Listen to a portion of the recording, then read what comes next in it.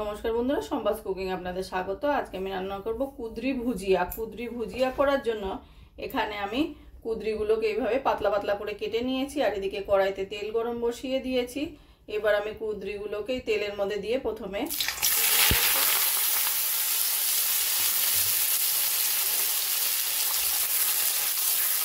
কুদরিগুলোকে একটু ভালো করে ভেজে নেব। দিয়ে দেবো পরিমাণ মতো নুন, হলুদ।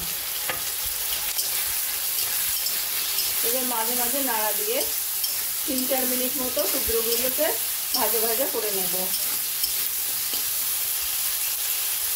কুদরিগুলোকে এইভাবে প্রায় 5 মিনিট মতো ভেজে নিয়েছি। কুদরিগুলোকে যতই ভাজা যাচ্ছে কাঁচা কাঁচাই থাকছে তবুও। এবার দিয়ে দেবো আমি একটা বড় সাইজের পেঁয়াজ কুচিয়ে নেওয়া, দিয়ে দেবো ক্যাপসিকাম আর দুটো কুচিয়ে নেওয়া কাঁচা লঙ্কা। সব কিছু দিয়ে ভালো করে একটু ভাজা ভাজা করে নেব।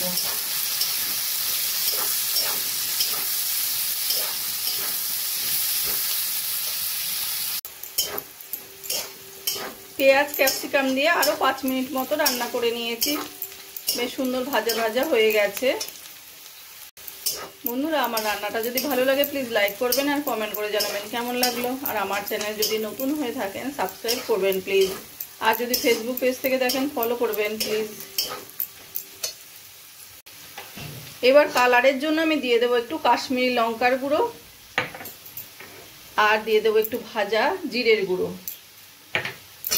লঙ্কার গুঁড়ো আর জিরের গুঁড়োটা ভালো করে মিশিয়ে নেব। লঙ্কার গুঁড়ো আর জিরের গুঁড়োটা দিয়েও আরও 1-2 মিনিট মতো রান্না করে নিয়েছি। এবার মাঝখান থেকে এইভাবে একটু জায়গা করে নেব।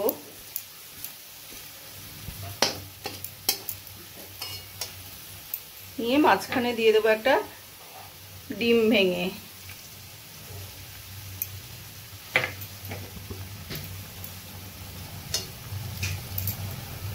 এবার ডিমটাকে এইভাবে ঘেটে দেব।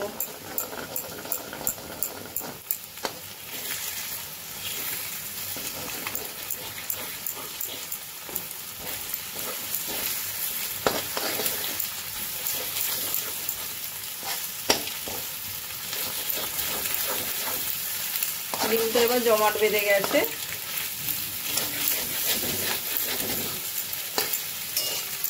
এবার পুরো কুদরির সঙ্গে মিশিয়ে নেব।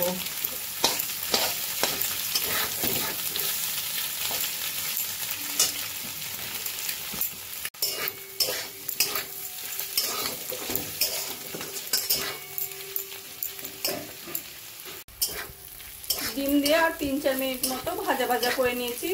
খুব সুন্দর দেখতে হয়েছে আমাদের কুদরি ভাজাটা।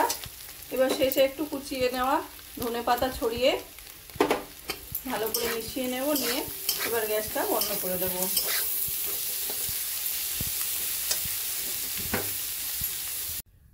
কুদরি ভুজিয়া রান্নাটা আমার কমপ্লিট হয়ে গেছে। আমার এই রেসিপিটা যদি ভালো লাগে তোমরাও বাড়িতে বানিয়ে দেখতে পারো। গরম গরম ভাত, রুটি, পরোটা সবকিছু দিয়ে খেতে অসাধারণ লাগবে। আর কমেন্ট করে জানাবে কেমন লাগলো। প্লিজ লাইক, শেয়ার ও সাবস্ক্রাইব করবে। আর যদি ফেসবুক পেজ থেকে দেখো ফলো করে নিও প্লিজ।